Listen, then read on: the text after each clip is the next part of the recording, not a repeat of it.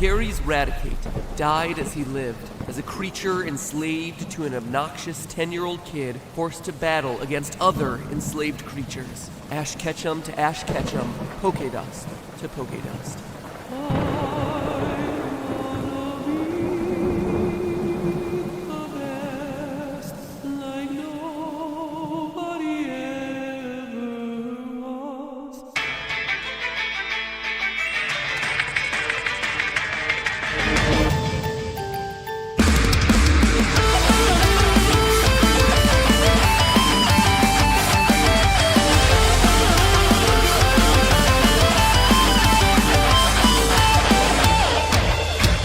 Internet, welcome to Game Theory, where, let's face it, for as cool as it might seem to live in the Pokemon world, do you really want a 2.5-foot rat to jump out at you the next time you're walking through some tall grass? Seriously, where do you think you are? New York? Minus the grass? According to the Pokedex, Raticate is a 40-pound rodent. Let's see how scared of mice you really are when you find this thing raiding your kitchen in the middle of the night to chew on your ramen packets. But honestly, Generation 1's Raticate would have been a mostly forgotten normal type, gone the way of Nidoran and Sandshrew, buried under the more popular Arcanines, Rapidashes, and Mewtwo's, had it not been for one nagging and incredibly dark little detail. The theory that you killed your rival's Raticate. Oh my god, you killed Raticate! So, with Pokemon Sun and Moon taking up 50% of Nintendo's booth this year at E3, and Poke Fever once again spreading, it's time we prepare for the future of this franchise by solving one of the biggest mysteries from its past. Call your rival what you will, Gary, Blue, Asshat, but the creepypasta around his Raticate is one of the oldest and most infamous Poke theories out there. Still, for all you non-Gen 1ers, let me explain. Throughout your journey to be the very best, like no one ever was, you constantly run into your rival who forces you to battle against his ever-improving roster of Pokemon. As you progress through the game building your team, so does he, adding to his roster one by one. Just like most players, his first new recruit is a Pidgey, followed shortly by an Abra and a Rattata. And also like most trainers, he tends to stick with a core team. In the final battle against him, his starter, along with Abra and Pidgey, are all in their fully evolved forms, with a Rhydon, Gyarados, and Exeggutor picked up along the way and added for good measure. But that begs the question, what happened to his Rattata? We see Rattata in your third battle with him, and the evolved form Raticate in your fourth battle, and then nothing for the rest of the game. Big deal, I hear you saying. Maybe he switched out Raticate for something stronger. And you would be totally right in this assumption, except for 3 key facts. First, it's the only Pokemon that goes missing from his team across the whole game. Every Pokemon you see him use throughout your various battles with him makes it into the final roster, except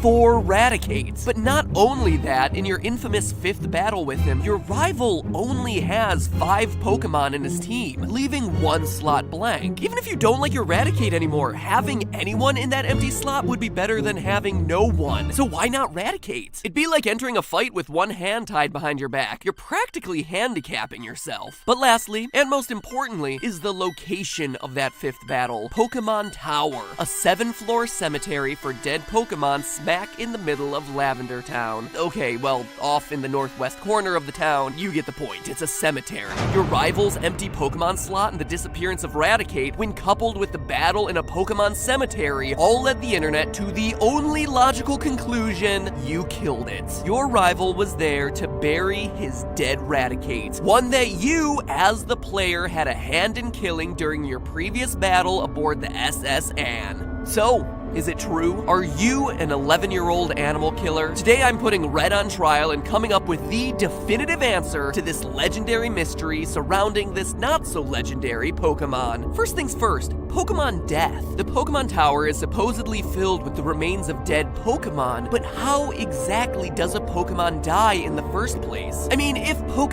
theorists are claiming that we killed Raticate, then how did we do it exactly? It seems like such an obvious and dumb question, and yet when you actually look across the games and animated series, you never really get all that clear of an answer. I mean, it is a franchise trying to appeal to younger kids and all, and I don't know many 5-year-olds who are stoked about contemplating their finite existence through the death throes of their Pika pals. Sure, we hear about Pokemon dying, but to the best of my knowledge, we only ever see two Pokemon truly die, both by self-sacrifice and both with questionable canonicity. First is Lucario in the movie Lucario and the Mystery of Mew, and the other is Latios to stop a tsunami in the movie Pokemon Heroes. That Latios scene, man.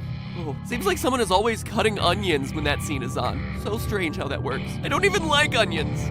Must prove theory. In the games, we know that AZ's Floette died when called to battle during a great Pokemon war, but we don't get any more information than that. So for more clues, we turn to the Pokedex. It's there that we're able to, entry by entry, piece together more information about the subject of how Pokemon die. For instance, it's confirmed that Pokemon will eat each other. Wurmple's Generation 6 entry clearly states that it must defend itself against all the Swellow birds. Quote, Wurmple is targeted by Swellow as prey. Then there's Gorbis, whose Pokedex entry from Sapphire states that when it spots prey, it'll, quote, insert its thin mouth into the prey's body and drain the prey of its body fluids. Holy Sharpedo! That's dark. So very clearly, Pokemon will eat each other as predator and prey. Good to know that the next time I'm standing around trying to catch a wild Gyarados that could bite me in half. There are no rules in this land. But that's not all. There's also deaths like Charmander, where we learn, quote, its life would end if the flame on its tail were to go out. A threat we see multiple times throughout the course of the animated series. Finally, there's simply old age, as we learn about from Mr. Fuji and his Doduo in the manga. So the possible causes of a Pokemon death are pretty straightforward. Get eaten, get old, or get sacrificed for the salvation of the planet.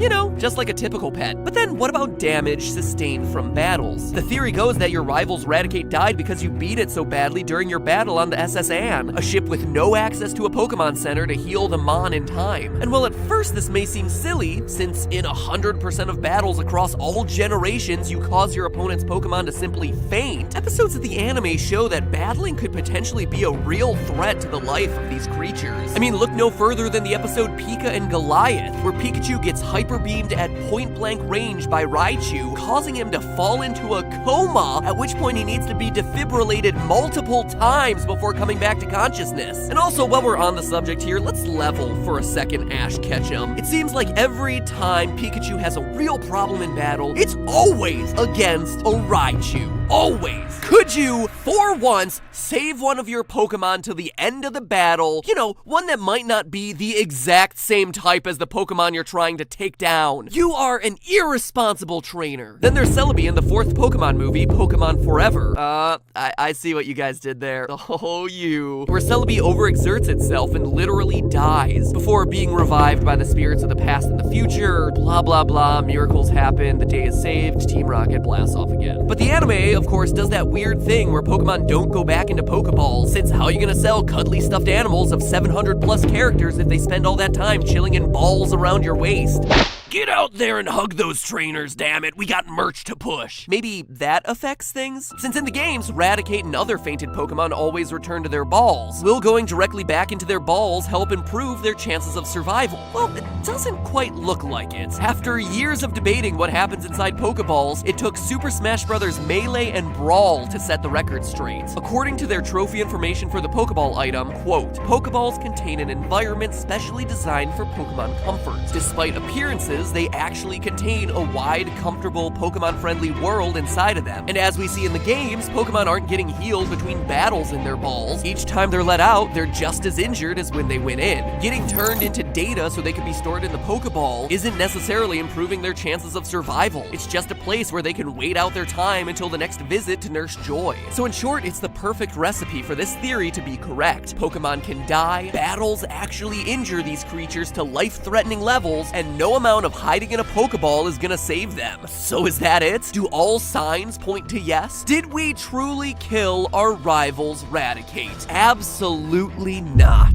And while we could sit here analyzing Blue's dialogue in the tower and assessing that it doesn't match with the type of things a grieving Pokemon trainer who just buried a loyal team member would say, the answer is so much simpler and definitive than that. In fact, that critical piece of evidence, much like the grandfather clock from FNAF, has been staring us in the face. In this case, for years. The incontrovertible proof as to why Blue's Raticate is alive and well is his level. For literally a decade, this theory has hinged on the belief that your rival doesn't store Pokemon on his PC, that the only reason he would lose Raticate is through some tragic means like death. But look at how his Rattata's level changes across each battle. Fight 3 on Nugget Bridge is the first time we see Rattata, and it's at level 15. The next encounter on the SSN is when he challenges you with the quote-unquote soon-to-be deceased Raticate at level 16. And by the 5th battle, Raticate is no more, supposedly dead by our blood-stained 11-year-old hands, buried in the Pokemon Tower. But here's where we've been wrong the whole time. This Rattata is not the same as this Raticate. They're two entirely separate Pokemon. How do we know? Rattata doesn't evolve into Raticate until level 20. But the Raticate we see is a level 16, meaning that it has to be a different Pokemon he caught in the wild. And why is this important? Because it establishes that your rival does indeed have more Pokemon in his team that we don't see. That he either released Rattata and Raticate or stores them in his PC like any normal trainer. Well, either those options or the extreme conclusion we killed both Rattata and Raticate. In which case,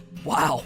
Even creepier pasta. Here's the thing, if he only swaps out one Pokemon from his team for the whole game, yeah, that's pretty suspicious. It's an odd design choice. But if we know he also possessed a low-level Rattata that never appeared again, well, now his behavior is actually pretty normal. He just stores Pokemon he's not interested in training anymore. This leveling detail was actually brought to my attention by a former Poke theorist, Cool Goldfinch. So huge props to him for spotting this small and quite honestly game-changing fact. But in case you're still not convinced, guys, come on. To put one final nail in the coffin, simply analyze the Pokemon's stats. Raticate gets swapped out in Blue's team by Execute, which evolves into Executor. Now, even if you don't know Pokemon strategy at all in advanced team builds or anything like that, one thing I'm sure you understand is that in RPGs, higher numbers tend to be better. Compare stats for Raticate to Executor. Just a superficial glance shows you that the weird palm tree is better in every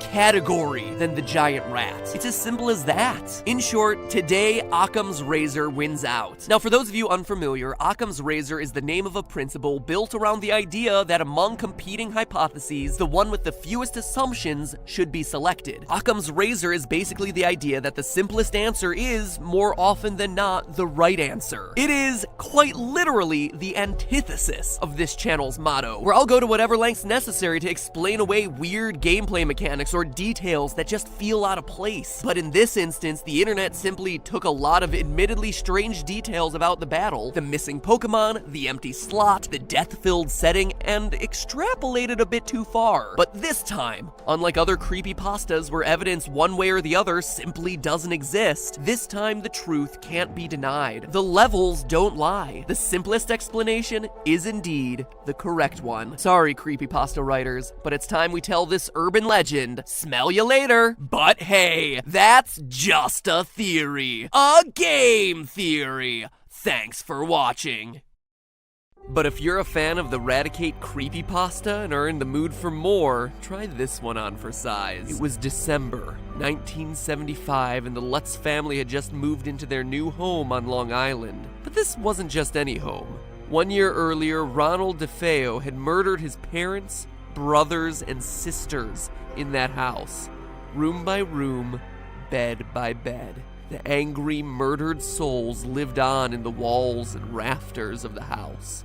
And when the Lutz family moved in, the house wasn't happy about it, determined to get them out one way or another.